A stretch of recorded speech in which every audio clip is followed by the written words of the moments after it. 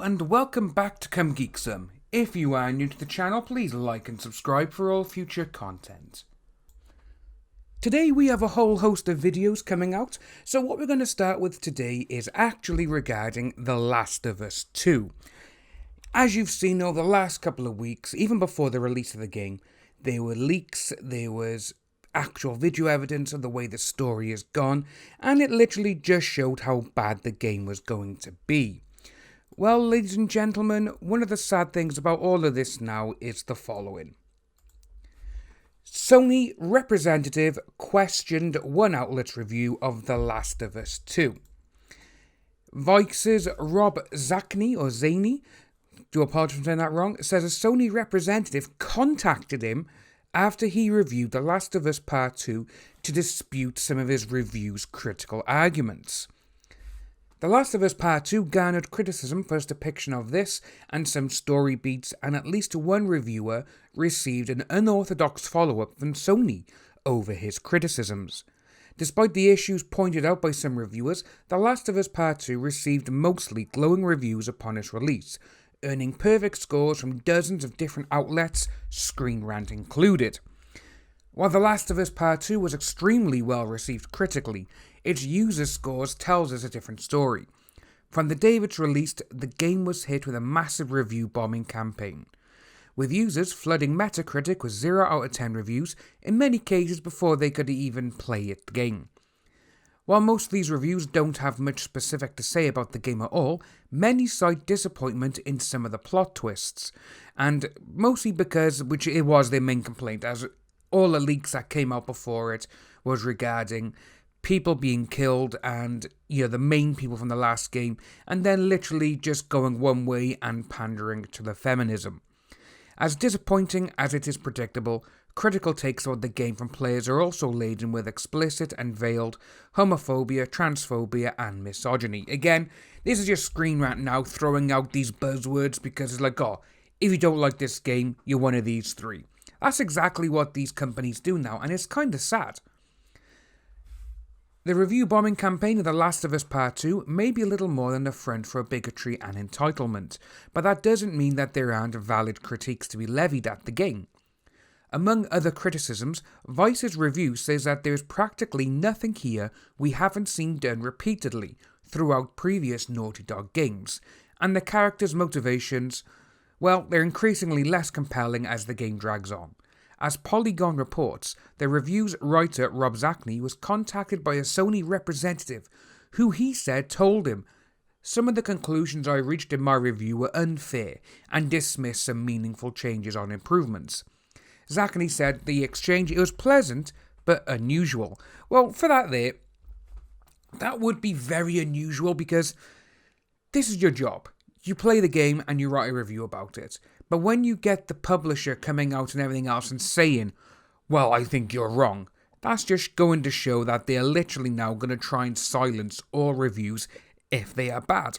Which, again, that's basically saying criticism is not allowed of our game. Otherwise, you're these three buzzwords.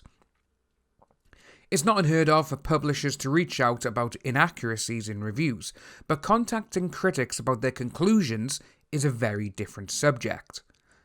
Particularly when a developer that just released one of the generation's best-selling games questions the judgment of an outlet that previously called its alleged labour abuses, gives the appearance of a powerful company flexing its muscles to try to quash dissenting voices. Which is true, we saw it. With Vice we heard that there was a lot of people who were working on these games and a lot of other ones in Naughty Dog where they were doing obscene amount of crunch. They were literally doing work for like 60, 70, 80. I believe some companies were even doing 100-hour weeks. That is just insane. If you don't get any stress problems with that, then there's something wrong with that person, because when you're working that many hours and when you're in the high field like game development and literally you're working to a timetable like, we need this done here, we need this, this and this, you need to get this done, you need to get that done, I want this done by so-and-so time, or I give you a date, I want it done by then. And especially when the game's coming towards release, where they're like, right, okay, we need to do something now, we need to do this, we need to do that. And some of these people, they don't even get the extra pay for it. They've literally, that's the culture they work in. The crunch culture. It's like, right, okay, you do this, you may get a bonus. Yay, great, may. If I'm doing 100-hour work weeks, I want to have at least an extra week's pay or an extra week's holiday paid for by the company. That's the least you could do, you know? But that's what happens. So as you say, carrying on from here, that's certainly the tone that comes across when director Neil Druckmann has entered into arguments on Twitter to chastise writers for joking about the effusive and sometimes over-the-top praise the game has received. Which is another thing, this game, you've got quite a few people who are literally, they're jumping for joy, like, oh my god, this is the greatest game ever, it's done this, it's done that, these characters are amazing. But these are the people who have been given the game for free. They've been given press passes. They've been given press-released games. They've been given free consoles because it's a limited edition. This is why when you see a lot of people who do these reviews and they post things on Instagram or whichever, they do put a lot of stuff on there and they get a lot of the press stuff for free. But when you get that, it does kind of see, it happens in the movie industry as well. All you need to look at is Harry Knowles of Indie Cool News. Back in the day when his site was the end all, literally in 1997, he saw Batman and Robin, he gave it a bad review, and someone else gave it a bad review, then all of a sudden it just tanked. It just went out of nowhere kaplooey.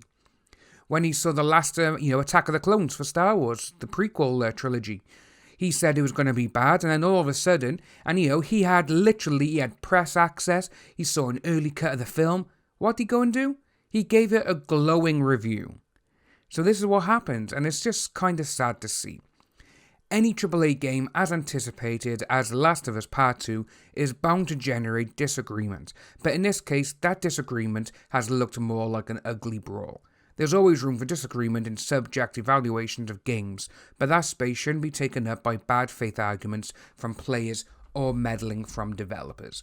Which is very, very true, because when you think about it, it's a critique. That's what it is. It's criticism. Go and do better, or, I didn't really find this part of the game good, I found this part of the game brilliant, and it's on every single game. Every single gamer has got it. But when you actually get to the publisher ringing you up and saying, well, I think you're wrong in this area, it's like, wow, okay, you really want this game to do well, don't you?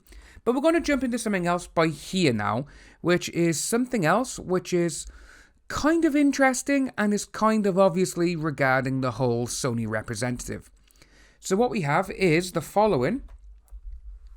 With 100,000 Metacritic reviews in, The Last of Us Part 2 may be the most polarizing game ever. This is coming from Forbes. And as you see, we got that bar by there. So Metascore 94, user score 4.9. So, get rid of that. Well, we finally got there with 100,000 user reviews in for The Last of Us Part 2. I believe that sets a record for the site by a wide margin. Even though I can't check every single game, nothing else I've looked up to even comes close. GTA 5, the most popular game of all time, has something like 20 to 25,000 user reviews across 5 different platforms since 2013. And it's also sold like 160 million copies.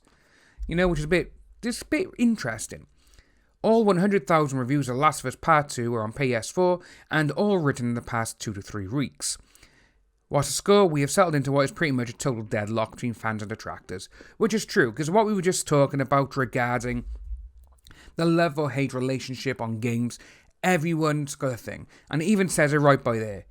If you don't like a game, it's a 0, if you do, it's a 10, which is very much exactly true, and that's really the gist of the actual article from Forbes itself. But this is what goes on. If someone loves a game, then great. If someone hates it, great, that's up to them, It's like, up with The Last of Us 2, I'm not going to be buying it. I still play the first one because I think the first one is a masterpiece of a game, and I will just continue to play that. If you are new to the channel, please like and subscribe. Hit that notification bell for future updates, and I'll see all you wonderful people soon.